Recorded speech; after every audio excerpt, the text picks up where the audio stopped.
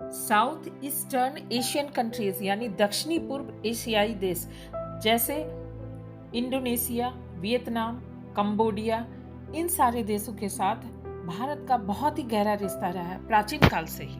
प्राचीन काल में हम भारतीय जावा और सुमात्रा के नाम से जानते थे इंडोनेशिया को, कंबोडिया को फुनान के नाम से जाना जाता था और वियतनाम को चंपा के नाम से जाना जाता था। इन देशों के आर्ट, कल्चर, आर्किटेक्चर और रिलीजन पर भारत की गहरी छाप रही है। कंबोडिया का अंकोर वाट का टेम्पल हो या नागा कार्विंग वाला टेम्पल हो या फिर रामायण की कहानी का इन देशों की भाषाओं में लिखा सुना जाना हो, ये सभी तो एक ही बात की तरफ इशारा करते हैं कि भारतीय संस्कृति इन देशों में रची बसी थी। लेकिन अब ये सवाल उठता है कि इन देशों का भारतीयकरण आखिर हुआ कब और कैसे हुआ। नमस्कार, मेरे चैनल हिस्ट्री एंड मैथोलॉजी में आप सबों का स्वागत है। आज हम बात करेंगे Indianisation of south East Asian countries.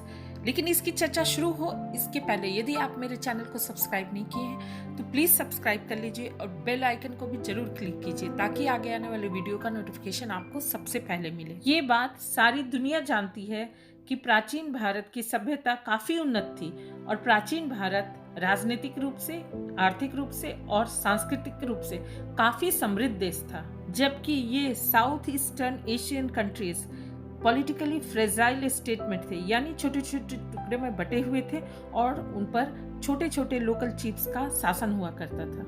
Bharat से बहुत सारे एलाइट व्यापारी इन छोटे छोटे देशों में व्यापार करने जाते थे और कई एलाइट व्यापारियों ने तो यहाँ के छोटे छोटे लोकल चीफ्स की बेटियों से वैवाहिक संबंध स्थापित कर लिए थे। ये विवाह मुख्यतः राजनीतिक फायदा से प्रेरित हुआ करता था और भारतीय व्यापारी इन देशों से व्यापार में तो फायदा ही उठाते थे, साथ ही उस देश की राजनीति पर इन व्यापारियों की पकड़ मजबूत हो जाती थी।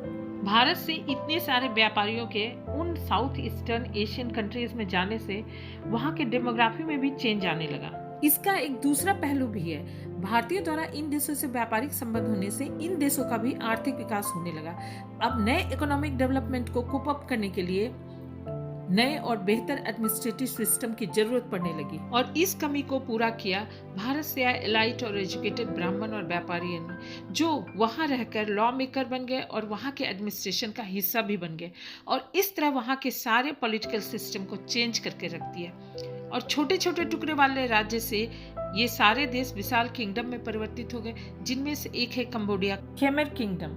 और आश्चर्य तो तब और होता है जब सारी दुनिया को ये बात पता चलता है कि ये सारा परिवर्तन यानी इन देशों का भारतीयकरण हुआ बिना किसी हिंसा के, बिना कोई लड़ाई या युद्ध के।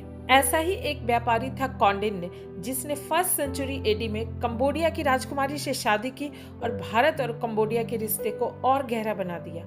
आपको ये जानकर बहुत आश्चर्य होगा कि कंबोडिया के इतिहास का वो पहला राजा बना। कौंडिन्य कलिंग का रहने वाला था और कलिंग राज आज के भारत के उड़ीसा और कुछ भाग आंध्र प्रदेश को मिलाकर था।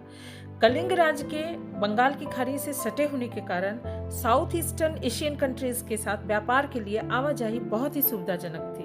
कौंडिन्य बहुत ही धनी व्यापारी था, उसके पास कई शिपिंग जहाज थे, जिसमें एक जहाज था बोइटा।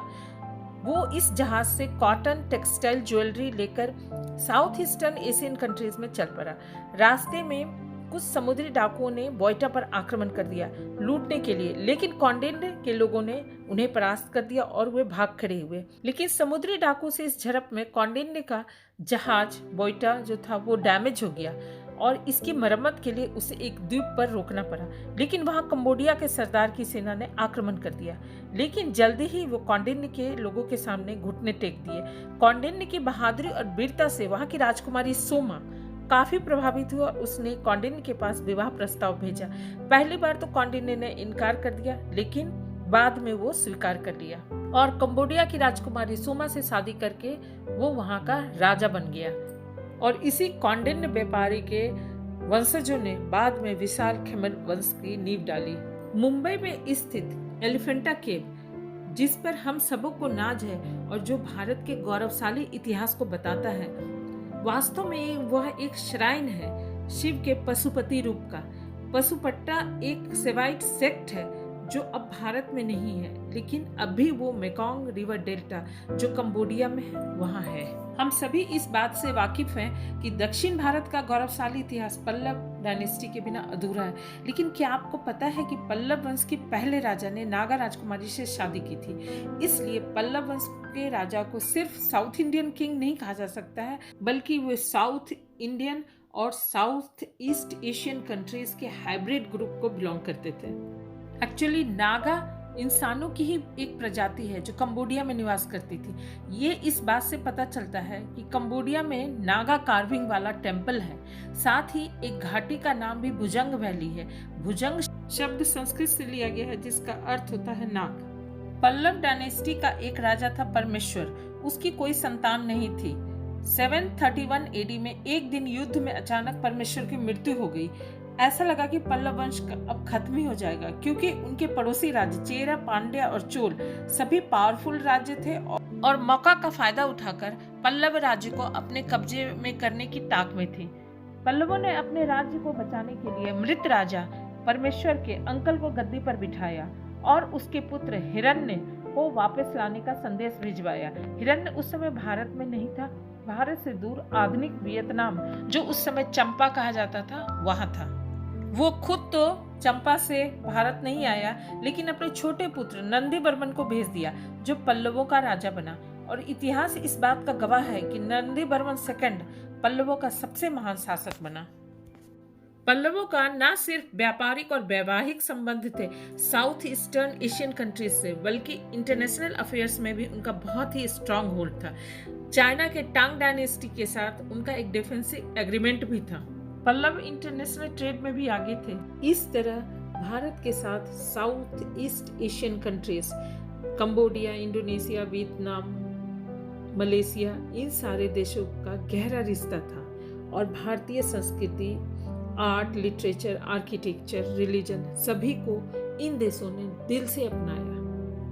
उम्मीद है आपको ये इंफॉर्मेटिव वीडियो जरूर पसंद आया होगा। अगर पसंद आए तो इसे जरूर लाइक कीजिए, शेयर कीजिए अपने दोस्तों के साथ और मेरे चैनल को जरूर सब्सक्राइब कीजिए। Thank you.